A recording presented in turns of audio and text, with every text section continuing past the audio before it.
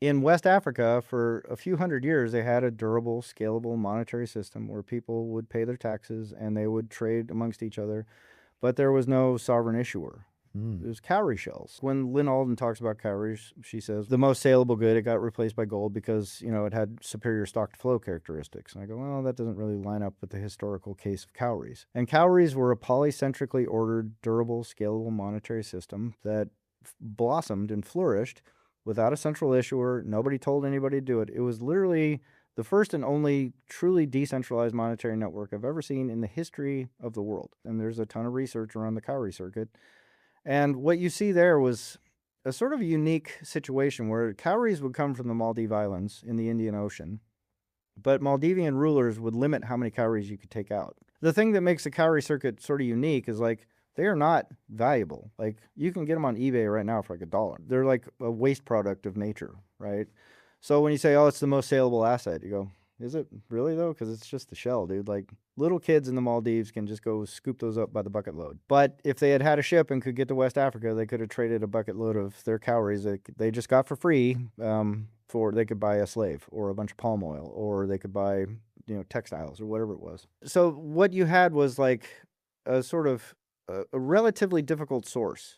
Like it would take some expense and some risk to sail a ship in 1600 from West Africa to the Maldives and scoop up shells and then bring them back. But as they brought shells in, like shells would get lost. They would, shells break. Someone would have a bag of shells and they'd go off in the desert and die, and no one would ever find them. So there's a certain amount coming in, there's a certain amount going out every year. So new currency units, cowrie shells would come into the circulation. People would trade amongst themselves, and then other currency units would retire due to breakage, loss, theft, ship sinks, whatever. So it wasn't like there was just like a fixed supply and then they just increasingly got more and more valuable over time. Like that I don't think would have stabilized that order.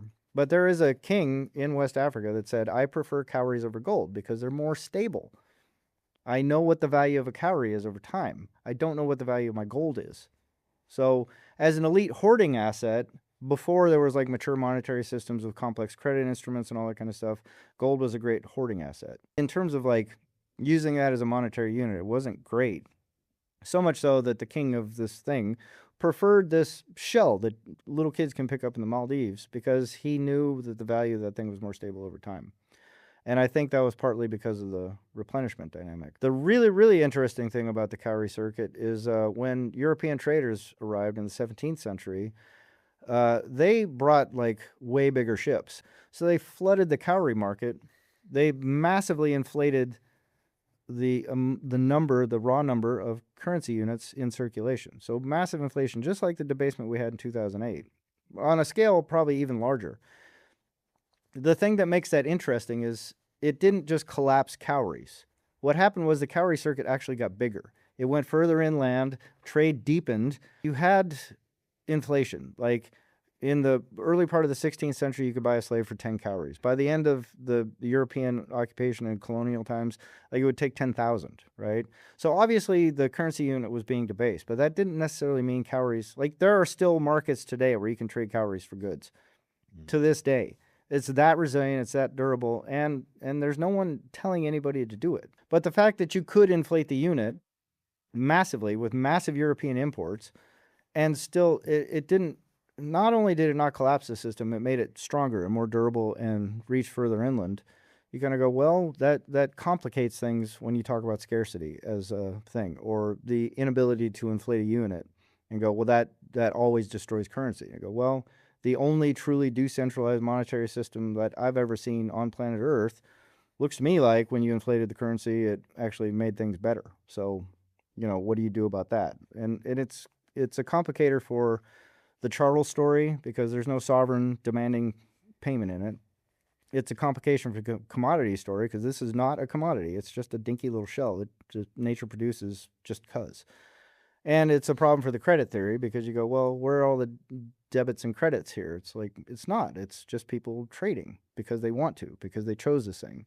And their ordering and the way and their shared arithmetic around what cowries are worth and all that kind of stuff developed not spontaneously, but like polycentrically, right? Everyone kind of just started to agree on this thing and then it became a thing. But it doesn't look like Bitcoin. Like when I look at the characteristics of Bitcoin, I go, well, the only other decentralized thing I can compare that to looks very different to me.